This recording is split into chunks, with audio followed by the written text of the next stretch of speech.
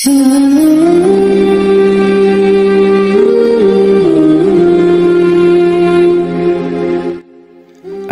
আলাইকুম এভরিওয়ান, আমি আছি এমডি নাদিম মাহমুদ আপনাদের সাথে। আজকে আপনাদেরকে নিয়ে যাব কিশোরগঞ্জের ঐতিহাসিক পাগলা মসজিদে। কিশোরগঞ্জ জেলার ঐতিহাসিক পাগলা মসজিদ মুসলিম অমুসলিম সকলের কাছেই একটি বিস্ময়।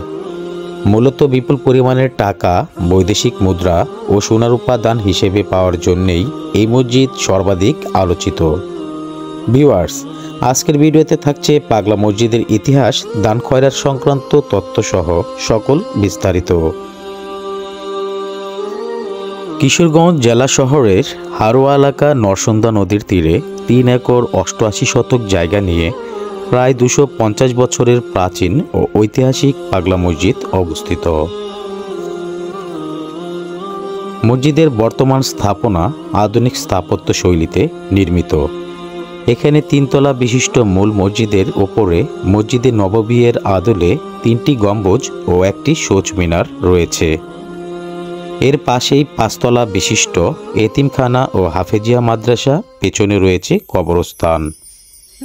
মসজিদের মূল কমপ্লেক্স ও বাহিরের উন্মুক্ত মাঠে একসাথে প্রায় 6000 মুসল্লি নামাজ আদায় করতে পারে। মহিলাদের জন্য রয়েছে আলাদা নামাজের ব্যবস্থা। প্রাকৃতিক মনোরম পরিবেশ আর নরসুন্দা নদীর তীরের সাং বাঁধানো ঘাট এই মসজিদের সৌন্দর্য বাড়িয়ে দিয়েছে বহুগুণ।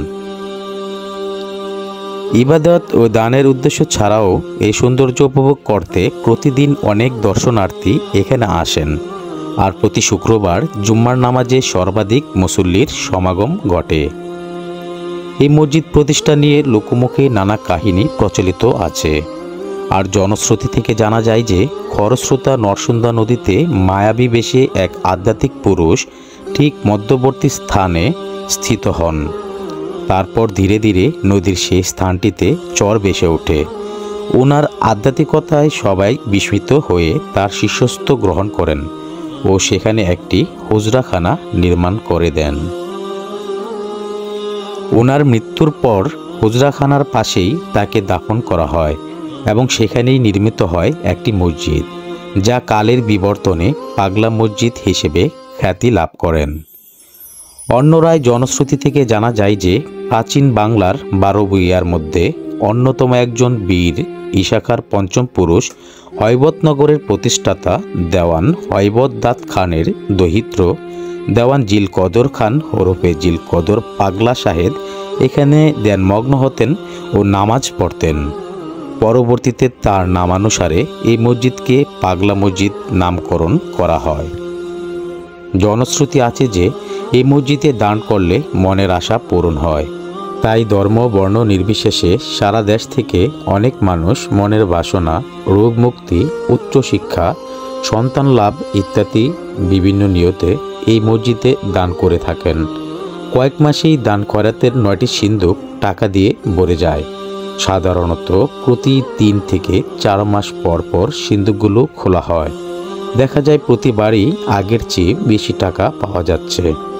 বিগত 17 আগস্ট 2024 তারিখে নগদ 7 কোটি 22 লাখ টাকা, স্বর্ণালঙ্কার ও বৈদেশিক মুদ্রা পাওয়া গেছে। আপনি পাগলা মসজিদে নামাজ ও দানের জন্য আসতে চাইলে যে কোনো দিন আসতে পারবেন। যদি শুক্রবারে জুমার নামাজ পড়তে আসেন তবে আগেই চলে আসবেন। শুক্রবারে বেশি মুসল্লি আগমনের কারণে মসজিদের ভেতর, ছাদের উপর, বাহিরের উন্মুক্ত প্রাঙ্গণ, এমনকি সামনের রাস্তায়ও জায়গা পাওয়া মুশকিল হয়ে যায়। দান করতে চাইলে টাকা কারো কাছে না দিয়ে নিজেই সিন্দুকে ফেলবেন। অন্যান্য সামগ্রী দান করতে চাইলে মসজিদ সংলগ্ন নিলামগড়ে উপস্থিত কর্তৃপক্ষের কাছে সেগুলো বুঝিয়ে দিবেন। বর্তমানে পাগলা মসজিদের আধুনিকায়নে 150 কোটি টাকার একটি মেগা প্রকল্প হাতে নেওয়া হয়েছে।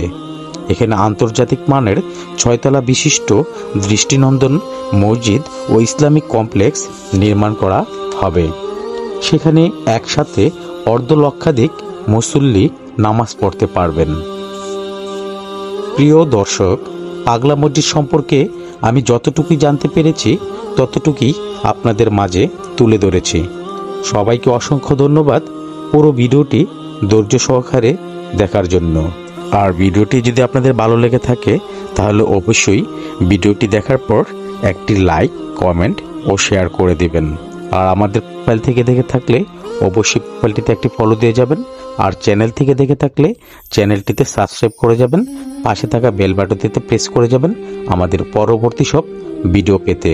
দেখা হবে পরবর্তী অন্য কোনো এক ভিডিওতে। সে পর্যন্ত ভালো থাকুন, সুস্থ থাকুন। আল্লাহ হাফেজ।